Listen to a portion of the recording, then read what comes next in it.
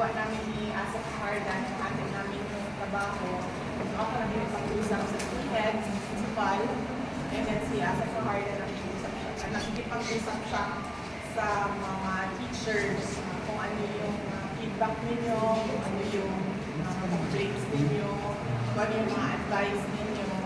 Nadala namin yun sa central office para mapag-usapan ng executive, mga usage assets, mga directors na nasa central office.